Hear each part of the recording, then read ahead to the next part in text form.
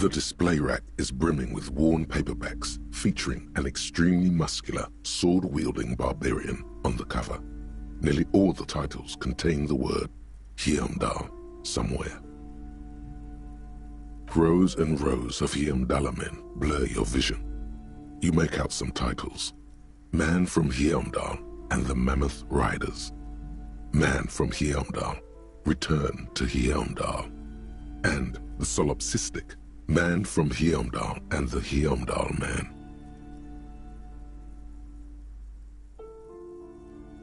The display rack before you is burdened under piles of Man from Heimdall novels.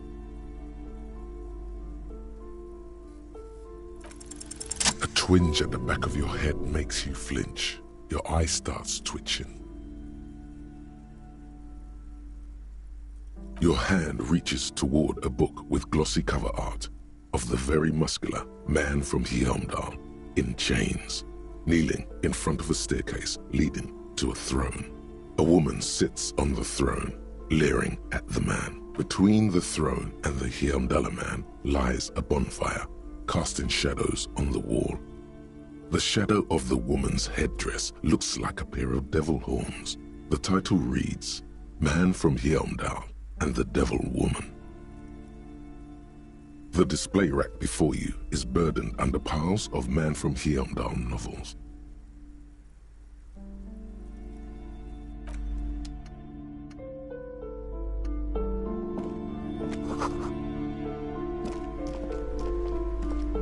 A small mountain of colorful board game boxes. There are numerous types of games for all ages. A lot of shelf space seems to be taken up by Wirral-related merchandise. An endless variety of source books, lore books, and codices litter the table. The topmost book is titled Welkin Compendium, 2nd edition.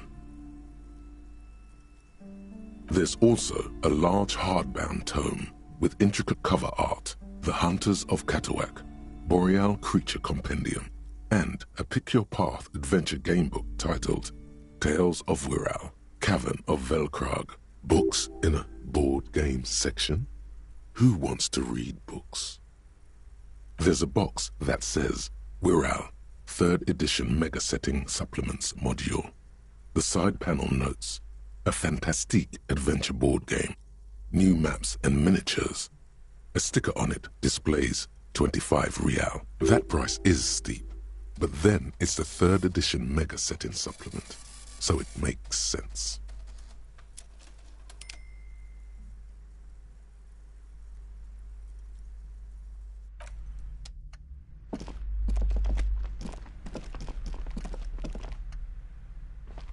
These shelves are overburdened with books from the same series. You see the name Dick Mullen. A couple of spook novels hide amidst all the detective books. Thrilling tales of spycraft and daring-do. Crime fiction is a disgrace. An asinine misrepresentation of the physical attributes of the arduous everyday work of actual police officers. These books greatly overstate the excitement of police work, glossing over how long it takes to actually follow up on leads. What's more, they completely ignore the psychological hardships of year after year coming into contact with people during the worst days of their lives.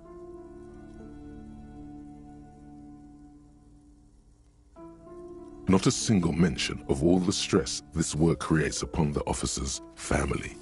Detective fiction just doesn't tell the truth at all. Now, would you like a list of all the books found on the shelf? You see, a killing is declared.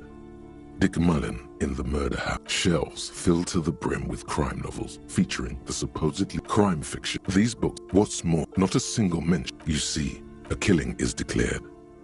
Oh no, turns out he fainted. Yes, tragedy calls. After all this, you still haven't found the answer to the one question that matters. Who is Dick Mullen? Your quick eye notices a small caterpillar crawling across the spine of a book. The title reads, Dick Mullen and the Mistaken Identity. A worn paperback from Dick Mullen's classic Hard-Boiled Phase. The premise seems to be that Dick Mullen is framed for the murder of his best friend. and has just a few days to prove his innocence. Could it be the motifs of unstable identities and shocking betrayals?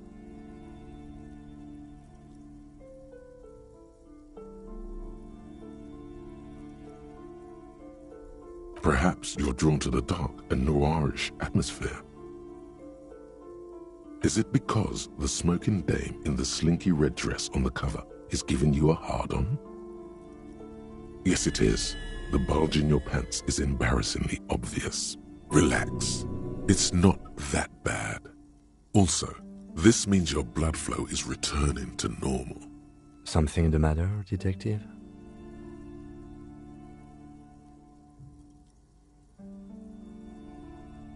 The lieutenant narrows his eyes and contemplates the book for a moment. I would certainly say she fits the description, providing that's your type.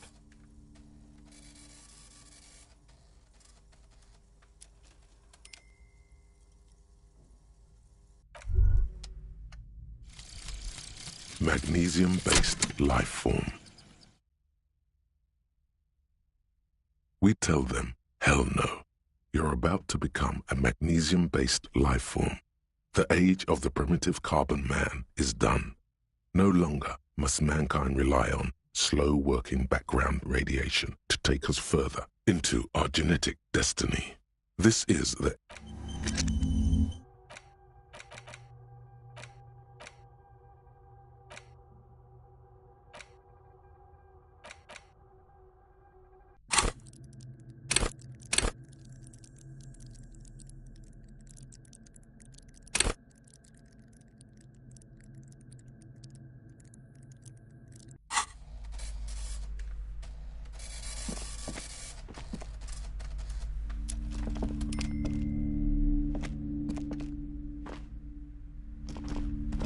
Shelves full of biographies of famous people, whoever they are.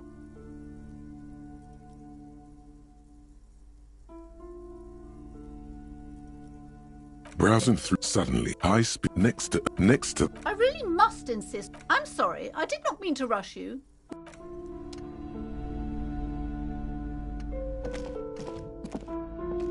Shelves filled to the... Of course. Such violence and immorality. I mean, enjoy.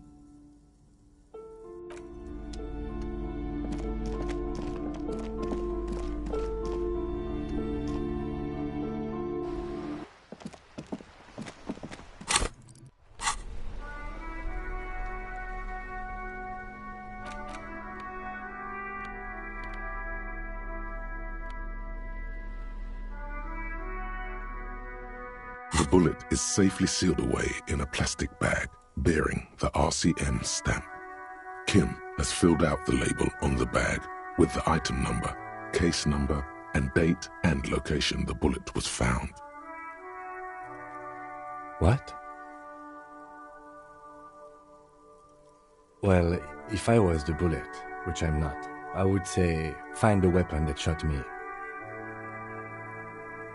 If we find who owns it, we will have likely found who used it, possibly to kill our victim.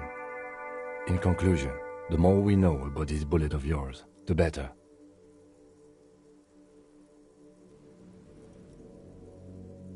The squashed bullet has some sharp edges where the jacket has split open.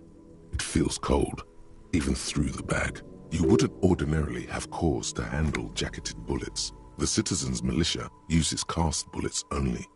Little pebbles of metal loaded from the muzzle, usually in a cartridge. The jacket of the bullet is made of a yellowish metal. It has blossomed out to reveal a dark grey core. The base of the bullet is close to 5 millimeters in diameter. You can just about make out a few striations near the base of the bullet. Little hairlines, linear. It feels standard.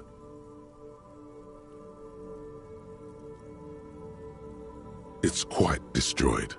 Some of the fragments are still lodged in the wound.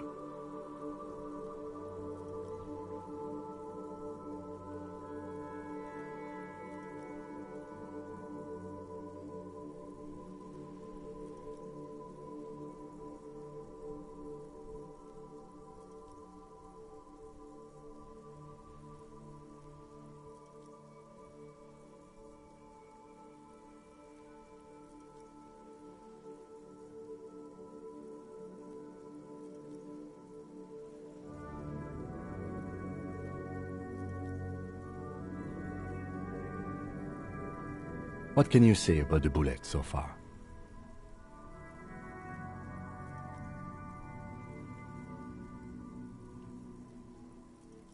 A jacketed bullet.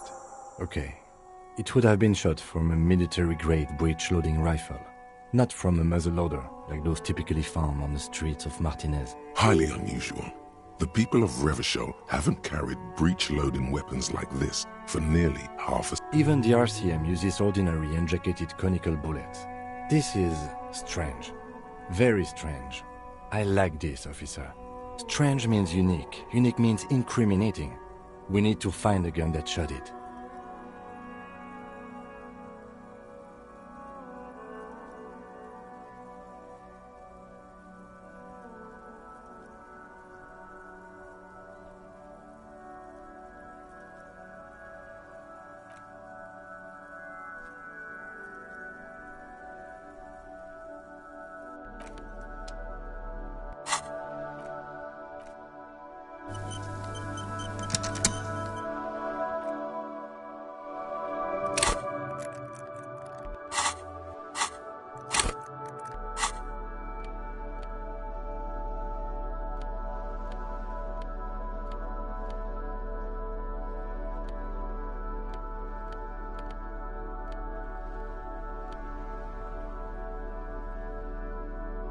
In your hand, you hold Dick Mullen and the mistaken identity.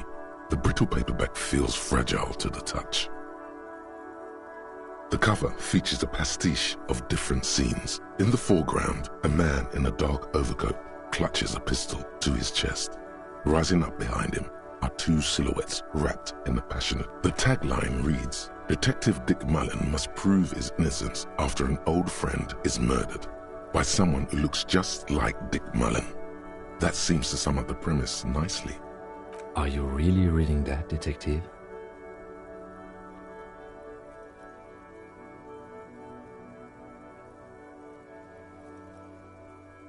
Good luck finding it.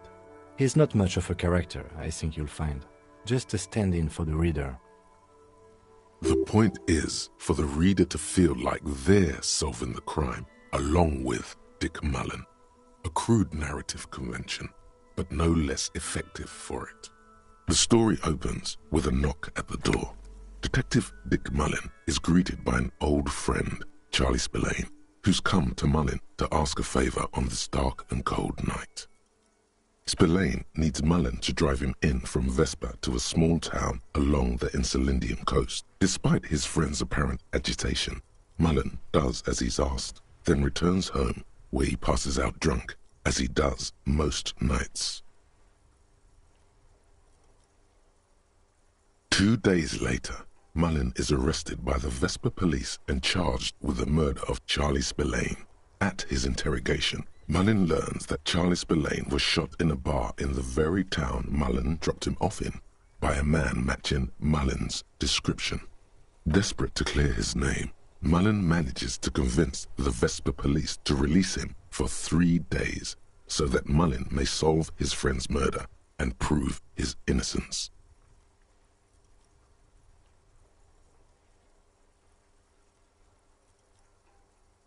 What's the matter, detective?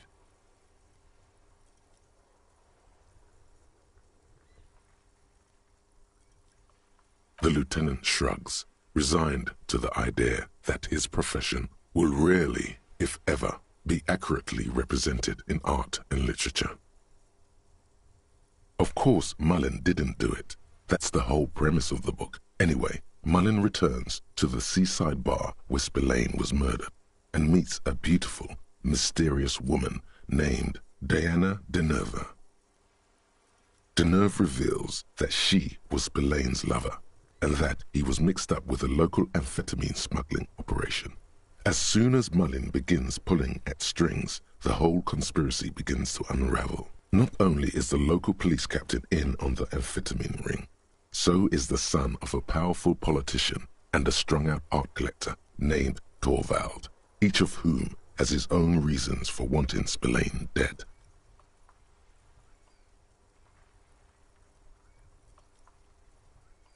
A typical privileged twat.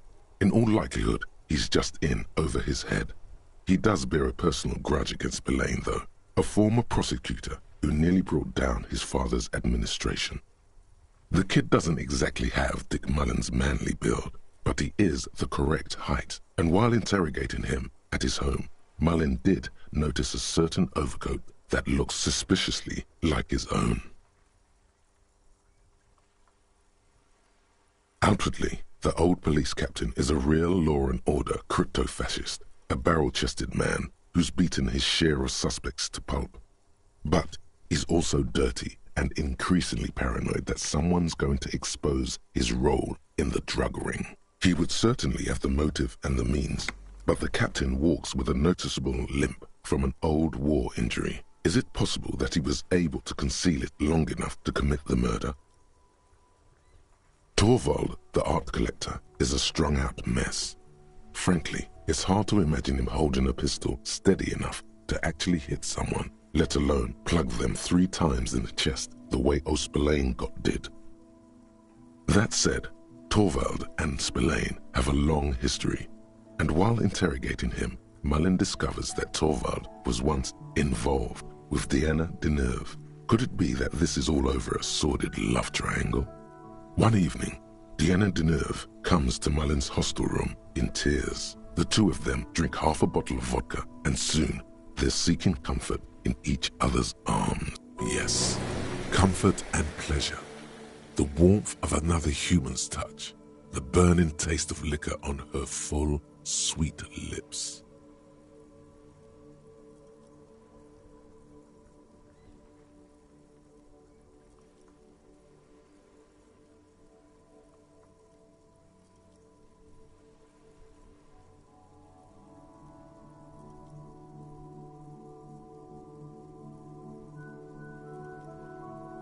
As the two lovers share a post-coital cigarette, Diana Deneuve turns to Mullen and says, "By the way, Dick, there was something else I meant to tell you. The name of the true killer. Always aim for the center of mass." Whatever it is, Mullen never hears the words. A blow to the base of his skull knocks him out cold instantly.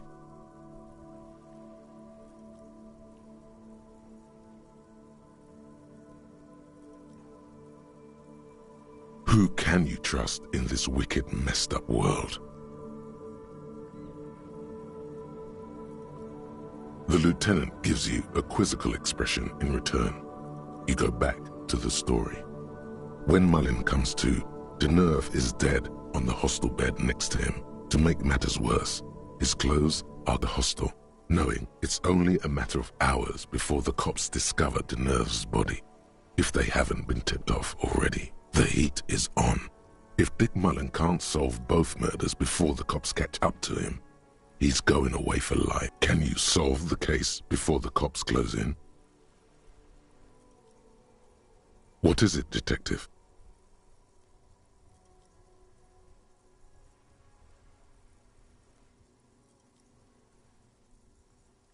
It's a dangerous line of work, but somebody has to do it. That's why Dick Mullen never lets anyone get too close. What's the matter? Afraid you've been hacking up your friends' bodies in the night?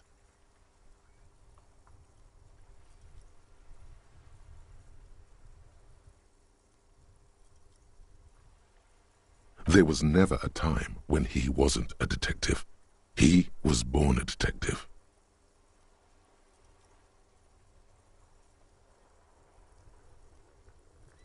For a moment, you cease to read the story on the page and see the book for what it is, a collection of brittle, cheaply printed pages held together by glue made from the hooves of horses. You won't find the answers you're looking for here, in other words. So, who did it, detective? Who killed Charlie Spillane and Diana Deneuve?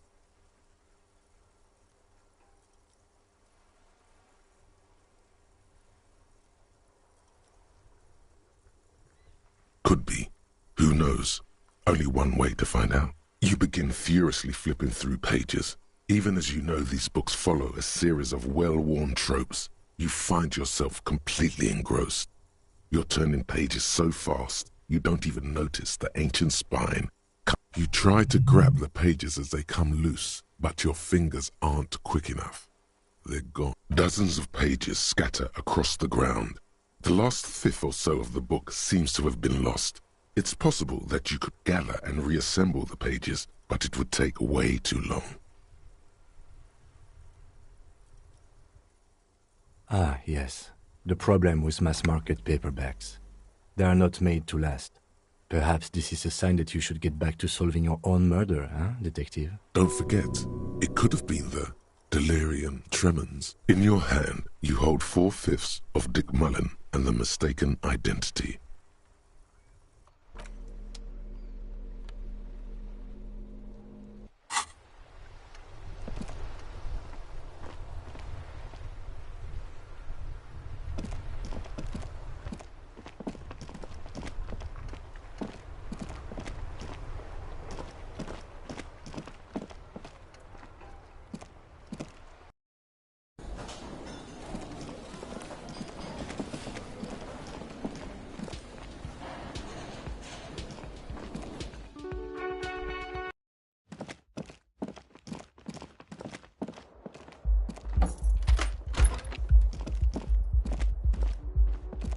The bed is still cold from the broken window, and not too